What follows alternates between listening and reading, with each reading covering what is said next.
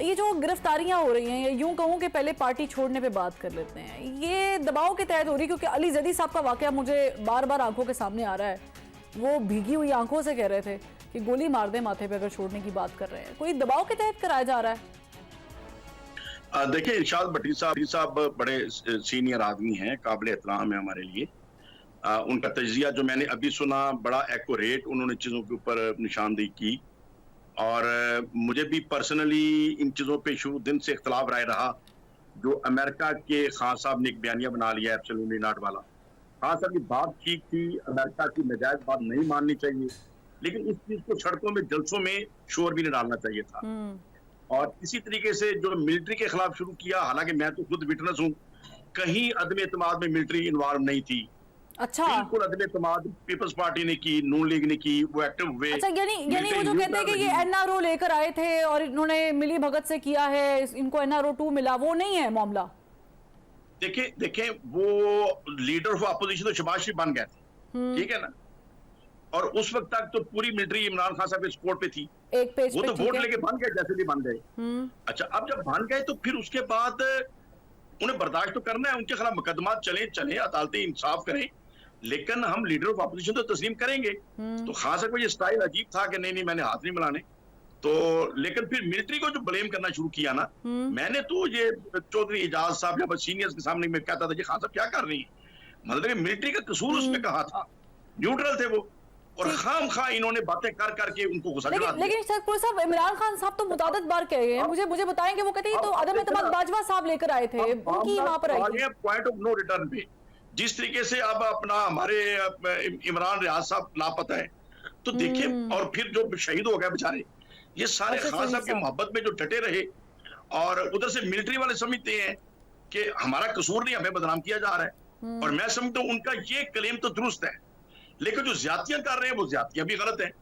अच्छा। तो अब इसके बीच में जो अभी 9 मई के बाद जो वाकयात हुए हैं, सरपुर साहब, मैं आपको थोड़ा सा रोकने की जसारत करूंगी, क्योंकि मुझे एक चीज, एक उन्होंने पब्लिक के अंदर इतना मिलिट्री को बदनाम कर दिया, ठीक, कि अब गली के बच्चे जो है फौज की गाड़ी देकर उड़े मारने। ठीक है सरपुर साहब, मैं जसारत कर रही हूँ, मैं आपको रोक के सवाल जो है अपना दोबारा रिपीट कर रही हूँ। आप कह रहे हैं कि अदम एतमाद में मिलिट्री का कोई किरदार अदा नहीं था, मतलब मिलिट्री एस्टेब्लिशमेंट का किरदार नहीं था, लेकिन खान साहब तो सरपुरी साहब ये बात ऑन रिकॉर्ड बोल चुके हैं कि बाजवा साहब ने हुकूमत गिराई, बाजवा साहब ने बैक किया, एनआरओ 2 दिया, ये खान साहब तो मुतादिद बार कह चुके हैं, और जो मौजूदा पोजीशन है वो भी 1 पेज वाली लग रही है।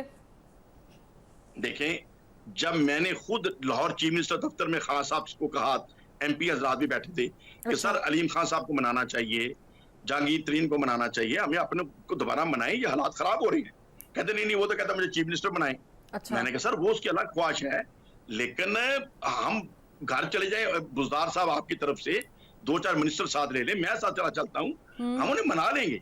तो फिर खामोश हो गए, जब किसी को मनाया ही नहीं, ठीक, पॉलिटिकली डील ही नहीं किया, तो फिर कैसे किसी ने राजी होना था। आप असद उमर साहब से पूछे, शाह कराची साहब से पूछे, एक एमएनए का नाम बता दें जो नाराज था जिसको ये मनाने के लिए गए हो। जब मनाने नहीं किसी को आप जाते, तो फिर वो रूस के परे चले गए, बुजदार साहब जरदारी साहब ने हाथ फेर लिया, तो फिर गुस्सा किस बात का, मिलिट्री के ऊपर ब्लेम क्यों देते हैं? चले, यानी आप कह रहे हैं कि मिलिट्री, देखिए तो हालात हो चुके हैं खान साहब की, हम इस सिचुएशन को, मैं तो उनको जिम्मेदार ठहराता हूं, जो बच्चे शहीद हो गए हैं, जो बच्चे जेलों में सड़ रहे हैं, इन सब के जिम्मेदार खान साहब हैं। इन्होंने क्यों ऐसा बयानिया क्रिएट किया जो दुरुस्त नहीं था? उनकी अपनी तबीयत, अब एब्सोल्युटली नॉट तो स्लोगन बना लेना, क्या अमेरिकन प्रेसिडेंट वो इंसान नहीं है? उसके इर्द गिर्द दोस्त बैठ के नहीं कहेंगे यार कि आपको बदनाम कर रहा है गलियों में। नहीं चले, अब तो वो उनके साथ मामला देखे ना, वो तो अपना किबला दुरुस्त कर रहे हैं ना शरफपुरी साहब, लेकिन यहाँ पर आपने जाहिर है, चूंकि आपने अलीम साहब का जिक्र किया, आपने जहांगीर तरीन साहब का जिक्र किया, तो मैं ये सवाल पूछ लेती हूँ। मुझे बताइए, उस्मान बुजदार साहब की करप्शन पे भी आपने बात की हुई है, अब मुझे बताएं कि खान साहब को ये चीजें नजर नहीं आ रही थी? इतना डैमेज खान साहब को विद इन पार्टी हो रहा था पंजाब में, और स्टेबिलिटी भी कोई खास नहीं थी, तो इस पे कोई बातचीत नहीं की खान साहब ने? मतलब क्या मजबूरी क्या थी उस्मान बुजदार साहब, कोई मजबूरी थी? बुजदार साहब को जितना करीब से मैंने देखा, मैंने तो उनकी जात के अंदर कोई करप्शन वाला मिजाज नहीं देखा। अच्छा। उनके चारों दोस्तों में हाँ ये जरूर मशहूर था कि डीसी और डीपी पैसे देके लग रही हैं, और उसमें मैं प्रिंसिपल सेक्रेटरी, चीफ सेक्रेटरी, इनको रिस्पॉन्सिबल करार देता हूं कि वो बुजदार साहब की शराफत से नजायज फायदा उठा रहे थे, ठीक है ना। मुख्य नीचे हो रहे थे, सारे बिक रहे बुज़दार साहब के भाई के थे, लेकिन फ्रंटमैन, बुज़दार साहब उसके अंदर इन्वॉल्व नहीं थे। ठीक, लेकिन वो फ्रंटमैन ज़ाहिर है कि बुज़दार साहब की फैमिली भी इन्वॉल्व थी और भी इसमें बहुत सारे नासिर इन्वॉल्व थे। फराग होगी साहिबा के बारे में कहा जाता है वो इन्वॉल्व थी। तो मुझे ये बताएं कि ये भी उनकी इन्वॉल्वमेंट हम सुनते रहे हैं, उनकी इन्वॉल्वमेंट सुनते रहे। हमारे चूंकि शेखुपुरे की हैं और शेखुपुरे के अंदर ये बातें मशहूर थी कि जो जाके मिले जाके इनाम का नाम दे दे, बात जो मर्जी करा ले। लेकिन वो मैं इमरान खान साहब की सोच, अच्छा, यानी ये सुनी सुनाई बातें हैं, कोई सबूत नहीं है इसका? हाँ, देखिए जो सुनी सुनाई बातें होती हैं उसका वजन तो होता है, ठीक है ना। वो बातें जब मशहूर हो जाती है, हमें तो नहीं मशहूर हो जाती, ठीक है ना। तो मतलब कि बहरहाल अभी जो हालात मौजूदा हैं इसमें तो मैंने खास साहब के एहतराम से मशवरा बार बार अर्ज किया है, ठीक है, कि मेहरबानी फरमाएं, आपको आपका एक अटेंशन पैदा हो चुकी है अदारों के साथ, पार्टियों के साथ। आप शफकत करें शाह कराची साहब को, असद उमर साहब को गो हेड दें कि यार जैसे आप बेहतर समझे आप पार्टी को चलाएं, इंसाफ कायम करें, कुरान और सुन्नत के मुताबिक चलाने का प्लान करें निजाम को। और आपको मैं गो हेड देता हूं, आप जो करते हैं करें, जिससे डायलॉग करने सॉफ्ट पहलू अख्तियार करना सॉफ्ट करें। खास साहब अगर पीछे हट जाएंगे तो कोई हर्ज नहीं बात होती। चले शरपुरी साहब, मैं इसी को इरशाद भट्टी साहब से डिस्कस कर लेती हूँ। इरशाद भट्टी साहब, शरपुरी साहब ने जो 2-3 बातें की हैं ना, बड़ी इंपॉर्टेंट है। उन्होंने कहा जी कोई एनआरओ नहीं मिला। जाहिरा खान साहब का पूरा बयानिया इस पे इन्हिसार करता था। फिर उन्होंने उस्मान बुज़दार साहब की करप्शन पे भी एक कमेंट किया कि वो बजाते खुद उनकी कोई करप्शन नहीं थी। और ये सुनी सुनाई बातें, अब सुनी सुनाई बातों पे अगर केसेस होते हैं तो फिर मुझे समझ नहीं आती, अलबत्ता अगर सबूत है तो फिर तो केसेस होने चाहिए। इरशाद भट्टी साहब, पीटीआई की सियासत को इमरान खान साहब के बयानिए से बार बार यू टर्न लेने से बहुत ज़्यादा नुकसान हुआ है। ये जो अभी मौजूदा यू टर्न है, जिस पे ज़ाहिर है कि ऑडियो लीक का मैं रेफरेंस दे रही हूँ, मुझे बताएं कि ये पाकिस्तान तहरीक इंसाफ की सियासत को ख़त्म कर सकती है या कॉर्नर्ड कर सकती है मुकम्मल तौर पे? देखिए, पहली बात तो ये है कि कहाँ हैं, वैसे आज पूछना चाहिए कि उस्मान बुज़दार कहाँ हैं। किसी जलसे, किसी रैली, किसी इhtजाज, किसी जगह वो नजर आ रहे हों, किसी जरूरी काम में बिजी कहाँ हैं वो? ताहिर खुर्शीद कहाँ हैं?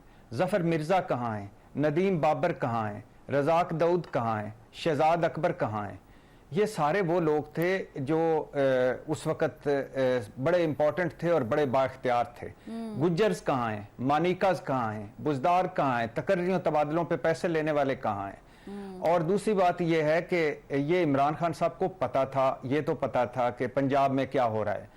उनको मुझे वो याद है, वो चीफ सेक्रेटरी, वो छोड़ दीजिए कि उन्होंने जो ट्वीट किया कि मुझे जब जनासम मुनीर DGISI थे तो उन्होंने नहीं बताया था, उन्होंने बताया सबूत नहीं दिए थे कि ये हो रहा है, ये सबूत हैं, ये आपके और ये जो पंजाब में हो रहा है, ये जो बनीगाला में हो रहा है, ये जो सारा हो रहा है, तो ये बताया था उन्होंने। नंबर 2, कई 2 चीफ सेक्रेटरीज तो ऐसे हैं कि जो इमरान खान साहब से मिल के आए, जिन्होंने पलंदे दिखाए कि ये पंजाब में हो रहा है, इस पे नजर लें। इमरान खान साहब ने उनकी बात सुनी और उस पर कोई एक्शन नहीं लिया।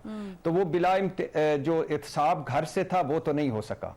लेकिन दूसरी बात ये है कि ये जो आपने कहा है कि यस, हाँ, इस वक्त ये इस ऑडियो में ये जो अमेरिका वाली ऑडियो है, कांग्रेसमैन वाली, इसमें कोई नई बात नहीं है। ये जो कुछ वो फरमा रहे थे या कह रहे थे, ये वो पहले से जलसों और बाकी जगह पे कह चुके हैं। जो मदद मांग रहे थे वो मैंने आपको पहले ही बताया, अब्दुल्ला रियाड़ उनके ओवरसीज चैप्टर के हेड पहले ही एक्टिव थे। 3 लॉबिंग फर्म्स से मुआहदा कर चुके थे वो, और वो ओवरसीज और भी ज्यादा एक्टिव थे और भी ज्यादा वो उधर से करवा रहे थे। नंबर 3 जो आखिरी है कि फौज न्यूट्रल हुई, और फौज अगर उनके साथ खड़ी रहती तो वो आज भी हो सकता है वजीर आजम होते, लेकिन फौज न्यूट्रल थी। फौज ने क्या कहा था? फौज ने कहा था कि ये पंजाब में आप उस्मान बुज़दार की बजाय कोई और लगाएं। DGISI पे उन्होंने फौज को तमाशा बनाया था, और फिर तकर्री पे भी, चलो वो भी छोड़ दीजिए। अब अगर फौज बुरी थी और वो साजिश में शरीक थी तो वो क्यों मिले फिर जनरल बाजवा से 2 मुलाकातें? क्यों उनको लॉन्ग टर्म तोसी की पेशकश की? क्यों शॉर्ट टर्म तोसी की पेशकश की? हाँ, तो ये, और फिर क्यों वो बैकडोर लगे रहे? तो ये बात ये है कि वो, मैं फिर कह रहा हूं कि इमरान खान मैच जीत चुके थे ऑलमोस्ट। इमरान खान साहब को वो जो टेस्ट मैच था उसको T20 नहीं खेलना चाहिए था, टर्न करनी चाहिए थी अपनी सियासत को PDM की तरफ, इलेक्शन की तरफ जाना चाहिए था, असेंबलियों से नहीं निकलना चाहिए था। अब क्या है, अब ये है कि वो कौन है जो उनके साथ खड़ा हुआ है और कह रहा है कि नहीं ये जो कुछ भी कहा है सच है, कोई बताएं। मैं जो छोड़ के जाने वाले हैं उनसे भी पूछना चाहता हूं कि ये जब 1 साल से वो बयानियां चला रहे थे तो आप खुदा का खौफ करें, किसी जगह तो उनको रोक के कहते कि आप इमरान खान साहब अगर आपने ये बयानियां चलाया फौज के खिलाफ या आपने डी ट्रैक किया अपनी मकबूलियत को तो हम ये छोड़ के जा रहे हैं। उस वक्त चूरियां खाते रहे, मजनू बने रहे और जब मुश्किल वक्त आया तो गायब हो गए।